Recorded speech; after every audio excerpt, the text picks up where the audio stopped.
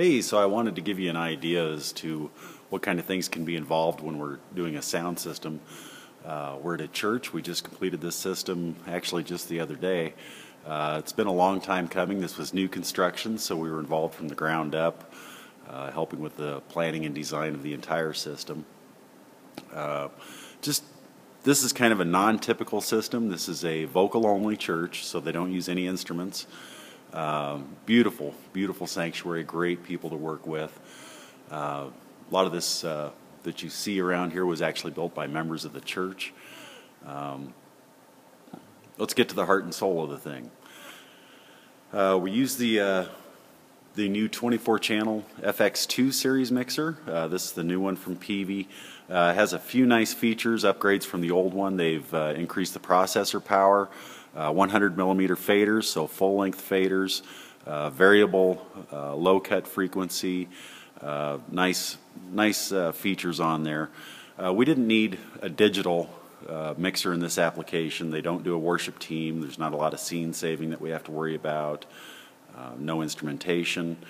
But we also needed some really good features to be able to let them do some of the unique things that are involved here. This church doubles as a school sometimes, and they also do something unique. You can see the telephone over there off to the right. This particular church uses a transponder that allows people that aren't able to attend to actually call up a phone number, and the services comes over their phone. That adds a few other things that we'll get to in just a second. You'll see below, you'll see some IPR amplifiers. Those feed the main speakers, the monitors, and a couple other things. And then you'll see a whole bank of 70-volt amplifiers under there, the IPA 75, or 752, as I recall. There are several rooms in this church, and we'll show you a couple of those as we get to it. So we use distributed audio to get sound to all the classrooms, in the kitchen, the fellowship hall, several of those other areas, and that's where a 70-volt distribution system works really well for that. We're going to get up here to the hearts and brains of the thing. Yeah, well, this is the brain. And here you can see both the song leader and the pulpit area, the stage area. We used floor boxes up there for monitors. They don't use monitors very often, but if they do, they've got it available to them. You'll also see one of my favorite microphones of all time, the Peavey 480. They really wanted to try some of the little skinny lectern mics, and I have to say I suggested against it. I suggested the 480, and this isn't just so I can say I told you so. But they really wanted those skinny little lectern mics that you see. I've never been real pleased. I've tried them from Shure, A-Static, Peavey, CAD, several manufacturers, and I've never been completely satisfied. The 480 is just one of my favorite all-time mics for everything. And we tried the Shure, rather a little bit high-dollar Shure, in that position, and we just weren't satisfied with the performance. Neither was the customer, and so we switched it back to the 480. That's what we were up here the other day doing. And the 480 just works so well for pulpits, lecterns, miking a choir, miking acoustic instruments. It really is one of my go-to microphones. It's got a really nice flat response, picks up well from just about everywhere. Finally, if we get up here, this is kind of unique. We've got a fairly wide, it's just about square sanctuary, but it's really wide, and we've got people clear up at the front corners. Those front pews are only gosh, maybe 15 feet, well, I guess more than that, maybe about 30 feet, I suppose, from the front, but they're way up front, close to that front wall.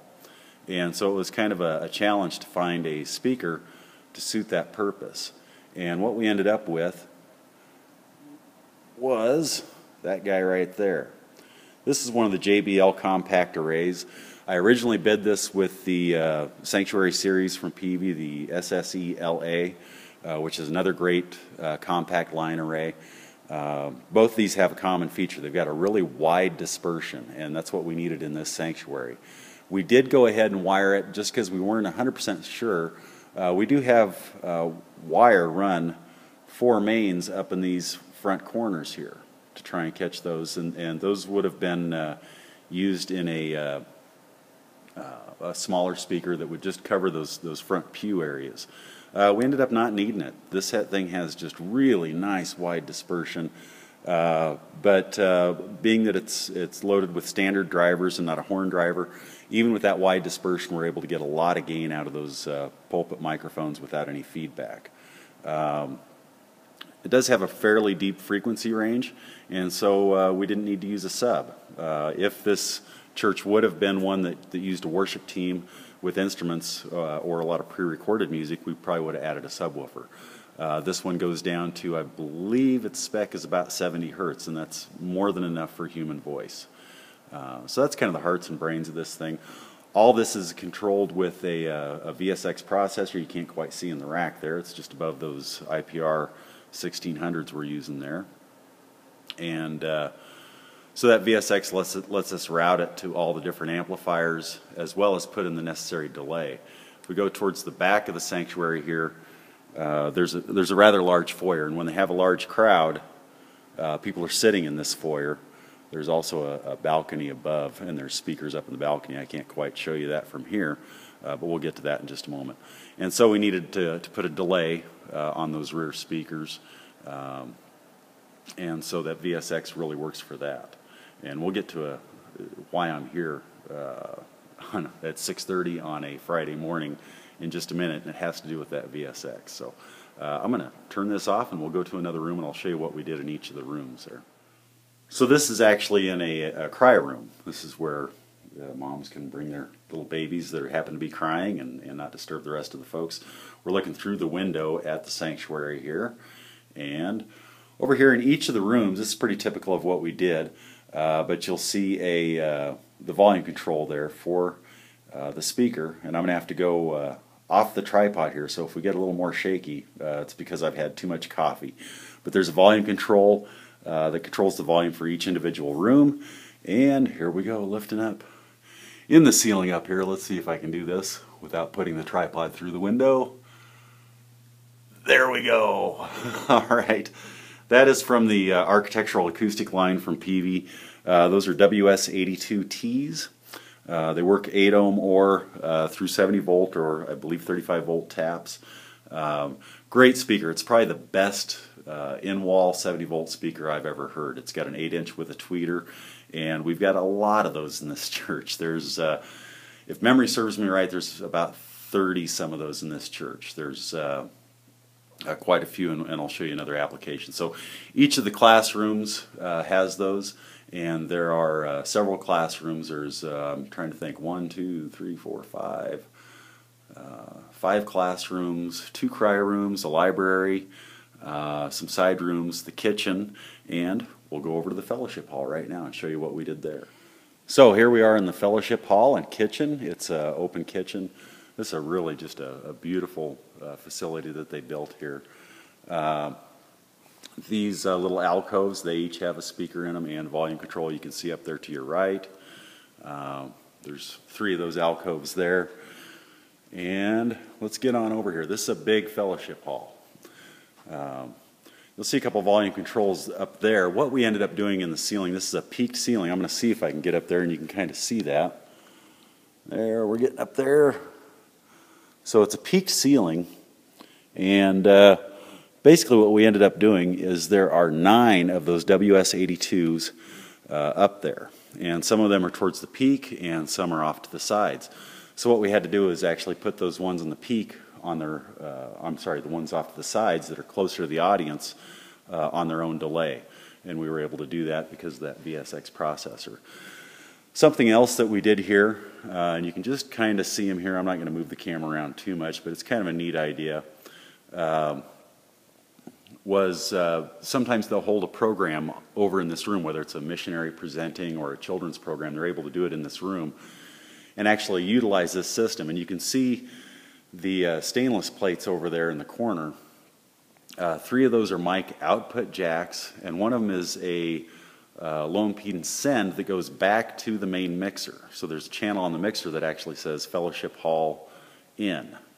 And So what they're able to do is we've got a little Peavey, I believe it was a PV6 or a PV8 mixer that we also included with this system.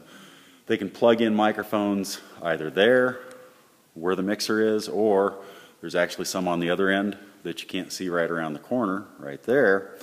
It's just around the corner there. And they're able to plug those microphones in, feed it over to the main system, yet control the volume from over here using the PV6, and it utilizes these in-wall speakers. We could have sold them a separate system for in here, but that seemed to be the best utilization of the funds that were available. And I think a really nice solution. If you've already got a sound system installed in the room, why add another one? Let's just add a feed, but let you be able to control it from this room. So kind of a neat solution. On the other side of that wall in the kitchen, there are some more of those WS82Ts, and there's a separate volume control also for the kitchen there. So the ladies can be able to hear the service while they're getting ready for that meal and torturing us while we're sitting in the sanctuary, torture us with those smells of good roast beef and things like that. One of the things that we do when we install a system is, I'm going to step around to the other side, you can actually look at me. One of the things that we do when we install a system is we attend the first service at the church, and it was my privilege to attend the service here. And we had about 550 people, I think they ended up counting. There was a wedding as part of the service. So that's just part of what we do to make sure that everything's working right and up to the satisfaction of everybody. That was one of the ways we kind of discovered and in agreement with the customer that those original pulpit mic choices weren't quite working out.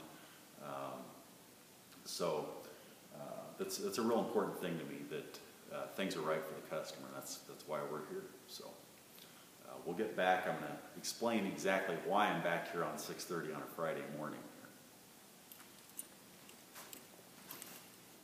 You know, one of the things I forgot to mention here in the sanctuary, and you really can't see them from here, which is good. We want them to be unobtrusive. Actually, I think I can get up on one of them. You know, with that phone-in system, you might be able to just see that.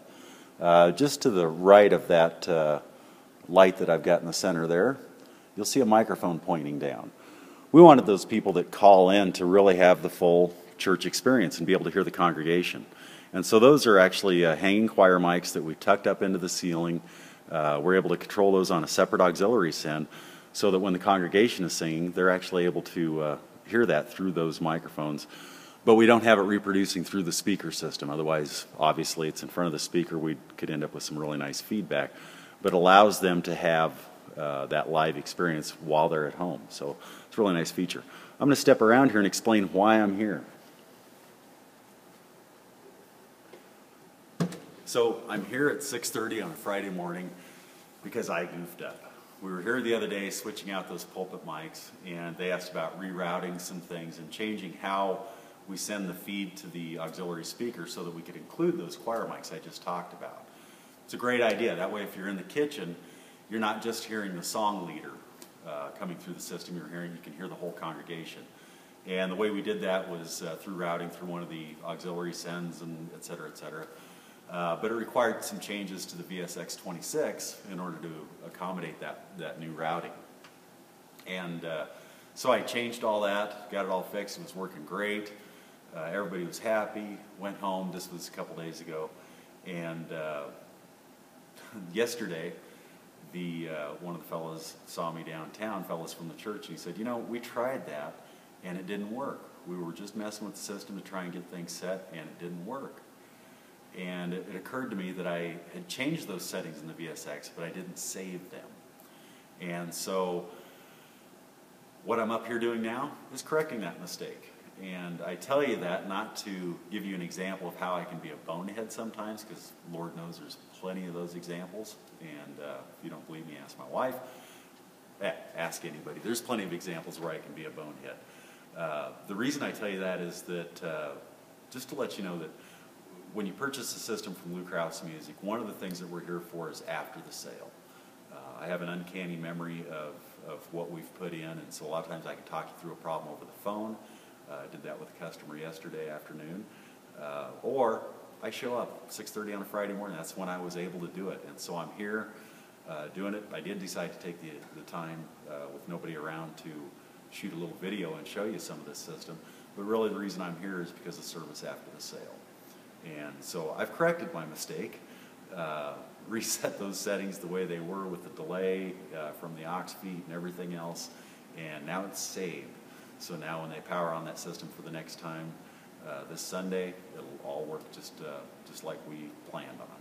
So that's about it. You know, if you have any questions about sound systems for your church, your school, any of your fairgrounds or anything like that, just give me a holler. We'll be glad to take care of you. We also do contract sound. Here in a couple weeks we'll be doing the Blues Festival in Llewellyn. So any of those live sound events where you need a system and an operator, we're available for that. And we rent small systems as well. I've got actually 3 small sound systems out on rental this weekend, which was kind of a scramble to make sure everybody had what they needed for their gig. So anyway, give us a call. We'd be glad to help you out with anything you need in pro audio.